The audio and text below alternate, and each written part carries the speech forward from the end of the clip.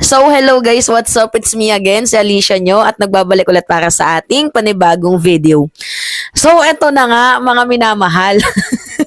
Ang epic fail po nung nagsalita itong si aspirant candidate Senator Rodante Marcoleta, si Congressman Marcoleta.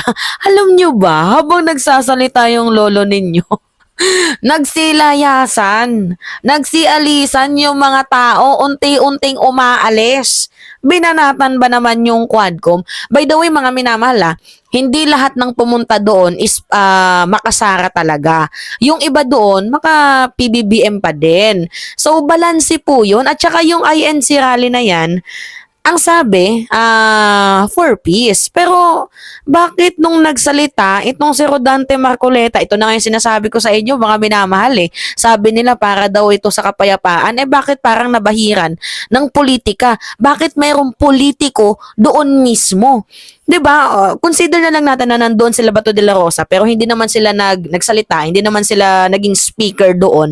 Pero yung punto na itong si Rodante Marcoleta nagsalita, although isa siyang INC, pero yung the way na magsalita siya, 'di ba politiko siya tapos tinitira niya yung House Quadcom. Kung trabaho po 'yun, mga minamahal na mga kongresista na mag-imbestiga, bakit mo tinitira? O tingnan niyo tong video na to sinend sa akin ni Takero kasi si Takero pumunta doon sa INC, 'di ba? Prayer Rally for Peace. By the way, kay Takero tong video na to, ipakita ko sa inyo. Ang sabi po ng Sir Nonte. So yan si Marcoleta po yung kasalita dyan. Saan ka naman nakakita ng ganun?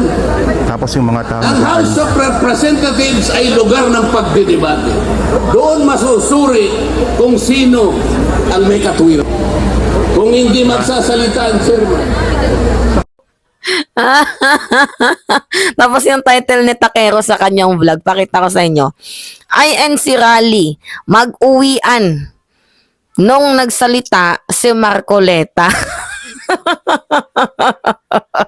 By the way, mga minamahal, ba't kasi pinagsalita nyo itong si Rodante Marcoleta? Actually, naniwala na nga ako na yung rally na yon is for peace. Kasi in overall, napaka-general ng kanilang mga placards. Actually, totoo, mga minamahal.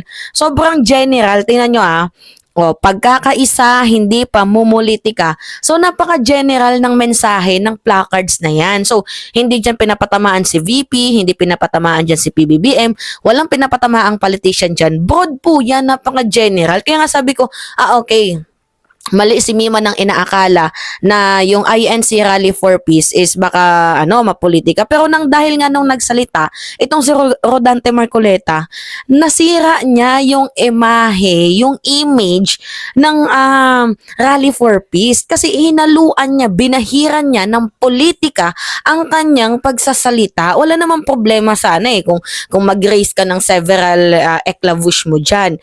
Pero bakit parang nangangandidato? Pero bakit parang, 'di ba? Parang napaka-bias ni Rodante Marcoleta. Isa din naman siyang kongresista. 'Di ba? Alam mo yung trabaho ng mga kongresista. Bakit ikaw mismo isa ka sa mga tumitira at paglilinaw ko nga, ang sabi ninyo, that rally was for peace. Pero bakit may mga politiko na nagsalita? I mean, bakit nandiyan si Marcoleta na isang politician? Ito pa, tingnan niyo yung mga placards nila. Magkaisa, huwag mang-isa, bayan ang asikasuhin, di sariling mithiin, aming kahilingan, kaunlaran ng bayan, yan. Okay naman, in general mga minamahal, yung mensahe, 'di ba? Yung rally for peace nila, okay naman para sa akin. Wala talaga akong masabi as in general yung message nila, walang tinira sa placards na BBM resign. Wala naman akong nakitang ganun kasi nanonood ako ng live. At saka wala ding sa mga sa mga gilid-gilid may mga vloggers na nagko-content. Pero kasi pag nandoon ka sa pinaka-main, hina-hijack. I think may jammer doon para hindi makapag-live yung mga vloggers. Yun lang yung sa akin pagkakaalam Kasi mostly ng mga nakita kong mga vloggers na nagla-live, nasa gilid talaga sila. Yung nasa dulo na ng Quirino Grandstand, kung saan wala na atang jammer, siguro nakakapag-content. And may mga nakikita ako na Protect VP Sara. This movement was for Vice President Sara. Alam niyo yung mga DDS na dumalo dyan, mga kupal talaga. Hindi kayo marunong makinig. Pares din dito kay Bato de la Rosa, pumunta doon para makigulo. Pumunta doon para magbanta. Hindi kasi yun yung mensahe ng ng rally. Yung mensahe ng rally is kapayapaan. Para hindi na magkagulo yung dalawang may mataas na posisyon sa bansang Pilipinas na medyo mayroong hidwaan. Di ba? Pero sa akin, kung gusto nilang pagbatiin, bakit hindi na lang nila in-invite si Vice President Sara Duterte diyan mismo sa rally ng Iglesia ni Cristo, ng Rally for Peace kuno nila? At itong si PBBM, bakit hindi din nila in-invite? So kung gusto nilang magkaayos, pagkakataon na nila yun, di ba? I-invite si BP Sara, i-invite si PBBM. In my own opinion lang naman, views, perception, beliefs, na dapat sana in-invite yung dalawang ito. Di ba? Para nang kahit may alitan yan, syempre makikita natin na magiging professional yung dalawang yan. Ipapakita nila sa taong bayan na ngingiti sila. Pero I think si PBBM hindi naman ata mahilig makipagplastikan na kayanin yung sinasabi yung makita yung pagmumukha nila. I think hindi kaya yun ni PBBM. Pero for the sake of the people of the Republic of the Philippines, I think kaya nilang gawin yan. At saka kaya nilang gawin na magbati sila sa harap ng mga crowd kasi syempre binoto namin sila, 'di ba?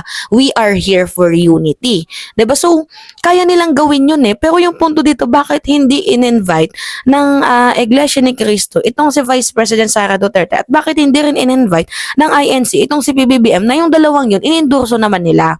Bakit, 'di ba? Yun lang naman, nagtatanong lang naman ako, nire-raise ko lang naman yung question na yun. And beside, going back sa ating topic, in overall para sa akin, peace naman yung rally kasi wala naman pong nanggulo, wala naman pong nang away. Beside, sinuportahan din naman po ng Malacanang yung INC rally na yan dahil sabi pa nga ni Lucas Bersamin, may mga ambulance kami naka-ready dyan, 'di ba? So sinuspend nga din yung klase, 'di ba? So sinuportahan ng gobyerno yung INC rally.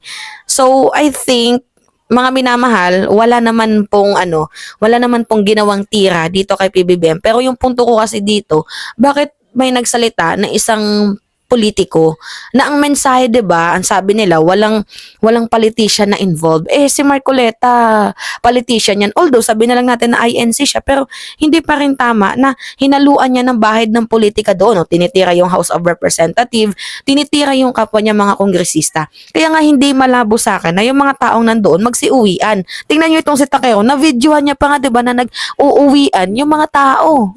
Bakit nag-uuwian siya? Siguro I think nabanas sa mensahe ni Rodante Marcoleta. Sabi nga ni Stephen, nakita ko sa video, okay na sana nagsalita pa si Rodante Marcoleta Sinira niya yung image ng ng INC Rally for Peace Pero hindi naman totally na sinira ni Rodante Marcoleta in my own perception. Wala namang paninira talaga doon na totally.